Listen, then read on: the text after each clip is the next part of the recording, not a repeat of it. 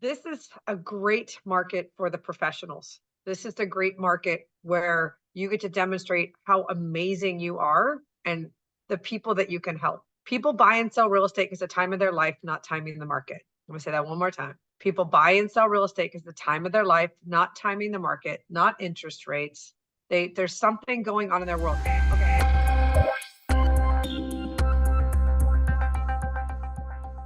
Good morning, everyone. Welcome to Tech Tuesday. It's a Tuesday morning at 8 a.m. Thank you for joining us. You guys are going to be getting a copy of this later on today. I have a special guest. She is really special, I'll tell you. I think I met Katey many moons ago in Texas at like a family reunion or some type of event. I have to tell you, she didn't look then what she looks like now. She has worked on herself and she's pretty amazing. I think Ralphie introduced us, right? He did. Yeah. Our friend Ralph Ordurna. So anyway, it is a pleasure for you being here, Katey. I know this is a Tech Tuesday, but it was very, very important that I bring you on this morning because you have quite the story.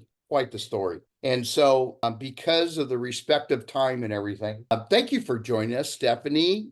Diane, hi everybody.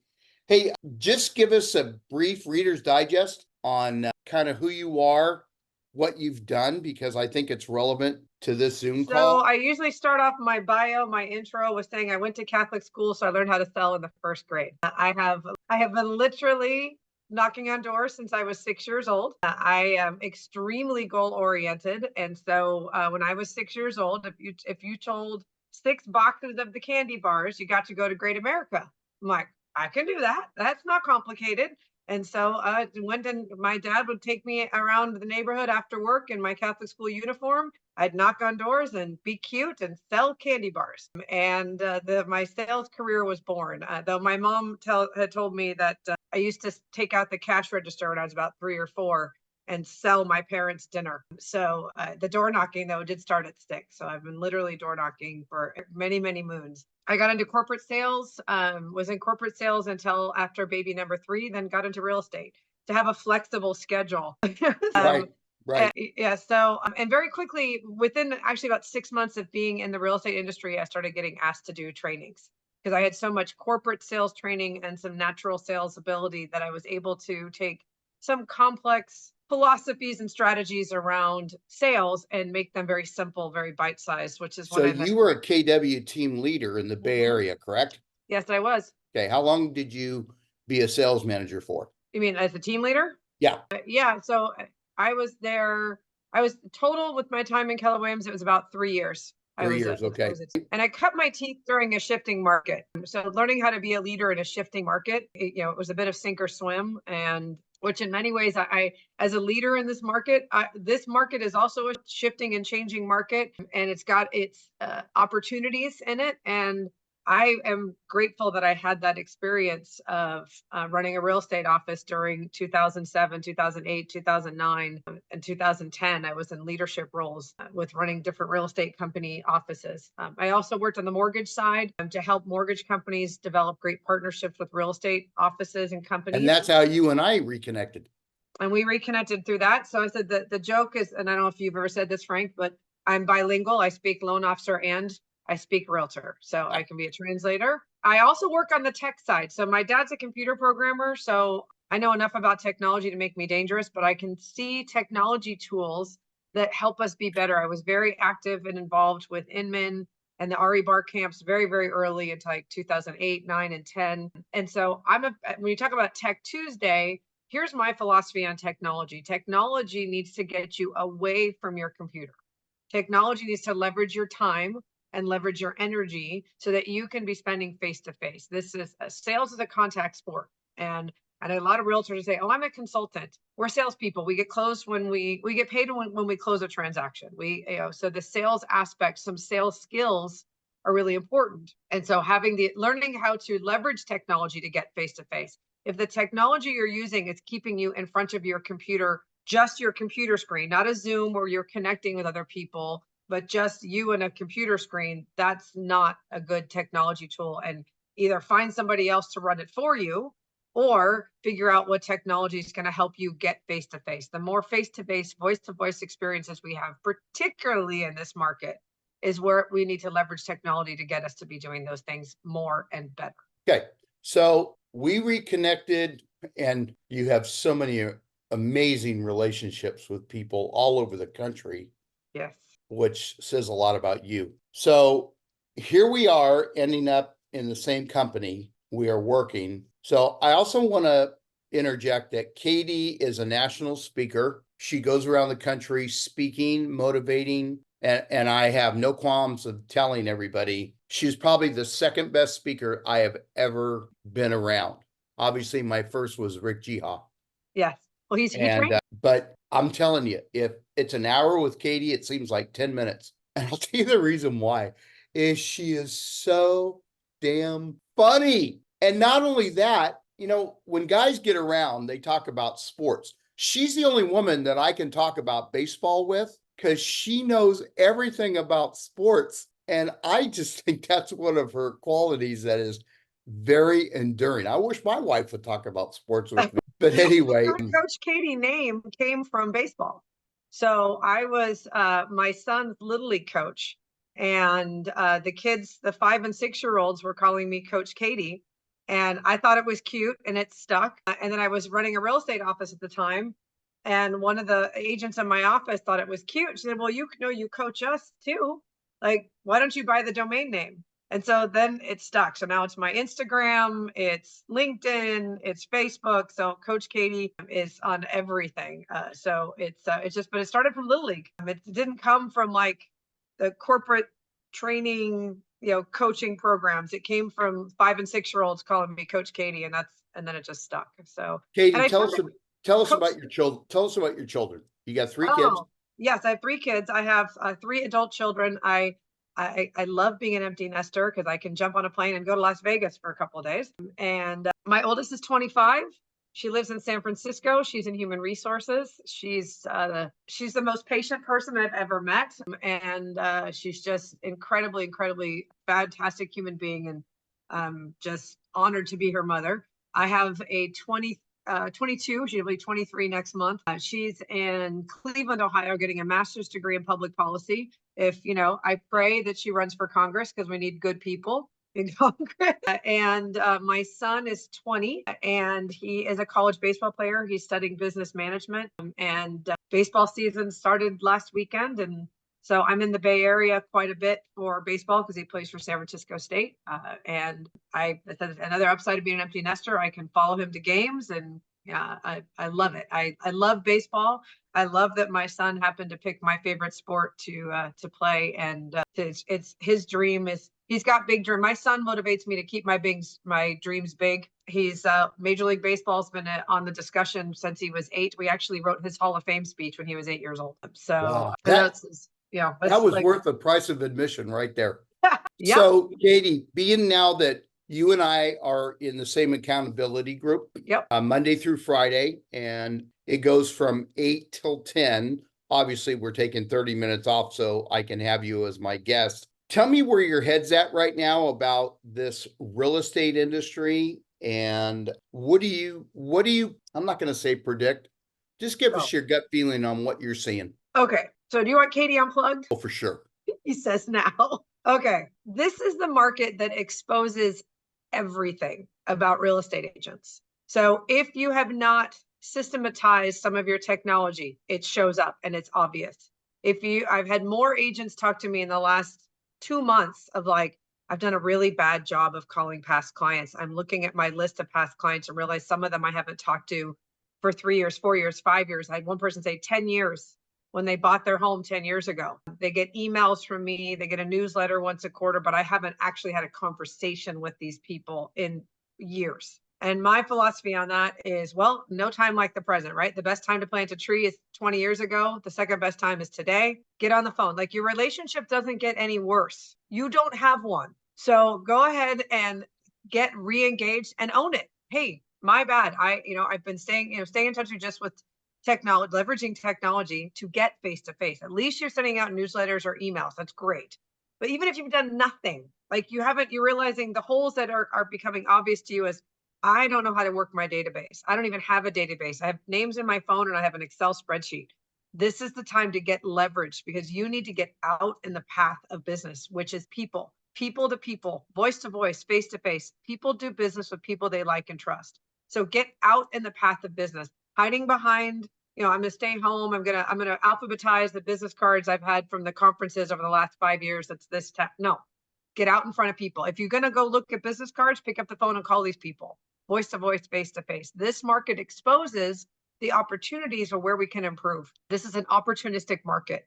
It's opportunistic there's opportunities for buyers, there's opportunities for sellers, and there's opportunities for you as a real estate professional on how are you going to up your game. This is the market where true professionals will step up and will set the trajectory for the next 10 years. Everything you do in 2024 will set the pace for how you're going to be successful for the next 10 years. And myself included. I'm putting myself in that bucket. I had an opportunity end of last year, and Frank, I called you about it. And I'm like, I have not been stepping into my greatness. I have not been doing what I know I can be doing better.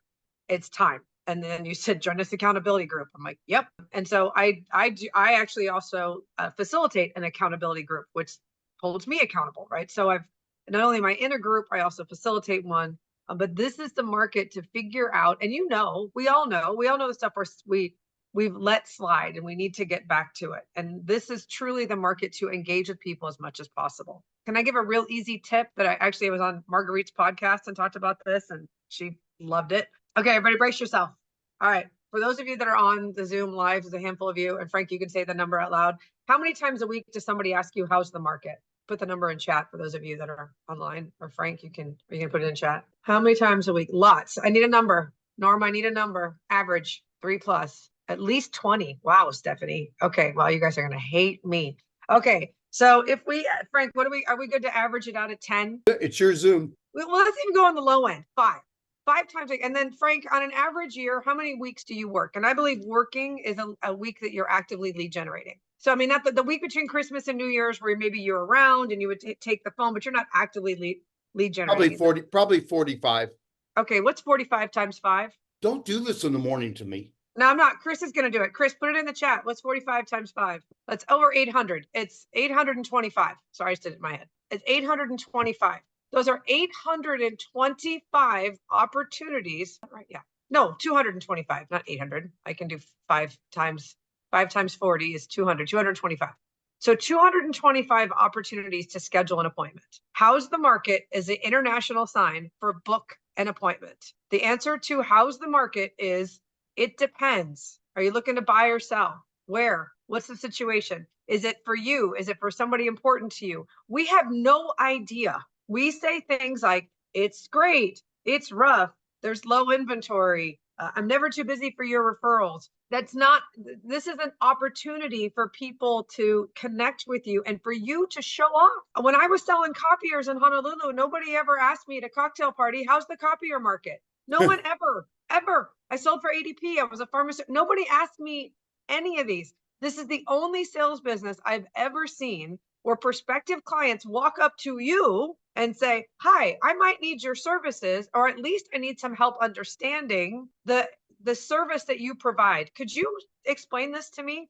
Because could somebody Google the market? If I want to know what the average home price is in my town, I can Google it. If I want to know what rates are, I can Google it. Most people have a Google machine on their phone. So they're not asking you because they don't have access to the data. It's not locked up. They're asking you because they need help understanding it, because it's overwhelming and confusing. And so most people will meet with their financial advisor once a year. They'll meet with their CPA once a year. Who do they talk to on an annual basis around their largest financial investment of their lives, which is their home? The home is the largest indicator of generational wealth, and we don't talk to them about it in the way that we need to from a financial perspective. I'll stop now. You want to put a bow on it? Every time somebody asks you, how's the market? Book an appointment. Book an appointment, book an appointment, book an appointment. These are leads. Everybody says, oh, I need more leads. I need more leads. And then they tell me they get 5 how's the markets a week and they work 40 weeks a year. What are you doing with the 200 leads that you met last year? Where are those? What happened to those people? I actually did this with Rick Jiha live one time on one of his Zoom calls. We actually did it where we went down and said, of those 200 people, what percentage of those people bought or sold real estate with somebody else? And he was like, oh God. And then his number was much bigger than 200 because he had a team. His number was like 1,000. They were doing, Wow. there was like 1,000 people. What percentage of those people, let's say 10% of those 200 bought or sold real estate with somebody else. 10% of 200 is 20. Right. What of those, how many of those people might have bought or sold with you if you had sat down with them, kept in touch with them? Hey, what do you need to, what exactly do you want to know about the market? Nobody gives a crap about the market. They care about someone or something near and dear to their heart. It's like asking me what's the average temperature of the San Francisco Bay Area. Who cares? Where are you going to be? I don't, where are you going to be? It makes, what's the average temperature? How's the market in California? Really? Well, it depends. Are you in Palm Desert? Are you in Lake Tahoe? Are you in Redding? Are you in Orange County? California's it's too much. But I grew up in a city, the San Francisco Bay Area, where we have 3 school districts in one city. So literally it depends on the side of the street. The market is dependent on the side of the street because each of those schools has very different ratings. And so you might think, oh, I'm going to buy, the average home price in this town is really great. Well, what your particular house might not be because of the location of where it is in that city. So how's the market is a deeply, deeply personal question that people ask publicly. I mean, you're not going to sit there at a baseball game or with the Super Bowl party this weekend, go to parties this weekend, go to the Super Bowl party and say, hey, how's the market? You're gonna be like, so how's that bankruptcy working out for you? We're not having those kinds of conversations with people. Hey, how's great grandma? We need to talk about moving great grandma out of a home. Well, you're not going to have that conversation at a Super Bowl party and talk about moving 50 years of great grandma stuff out of the house and how overwhelming and emotional that is. Sorry, I'm on a rant now, Frank. I'm just gonna have a little sip of my coffee to calm me down. No. Geez, wind you up and let you go. That's why you're on here, Katey. I would assume you're in Vegas for the Super Bowl, or do you have business there No, too? I had a business meeting on Sunday, and then on Monday, I kept getting blown up by Southwest Airlines that I needed to change my flight because there was a monsoon in the Bay Area. And then last night was the opening night for the Super Bowl and I've never been to Allegiant Stadium. So I decided to go to the event last night. And Wow. I been there, done that, got the t-shirt, right? So I wanted to go, and it was kind of like Comic-Con for NFL geeks. It was crazy. It was great people watching. I will say that but the stadium is really neat. If you get a chance to go to the stadium is pretty cool. Yeah, I've never been. I like Vegas for about 2-3 days and then boom, I'm out of there. So yeah, well, it's funny. I've been working. I have a view, but I'm like looking out the view, and I'm this afternoon I may walk the strip a little bit before heading to the airport. But I've been working the last couple days. be careful. Be careful. I will be. I got my Vegas shirt on. I'm good. Okay. So Katey, I've got about 2-3 minutes before we wrap up.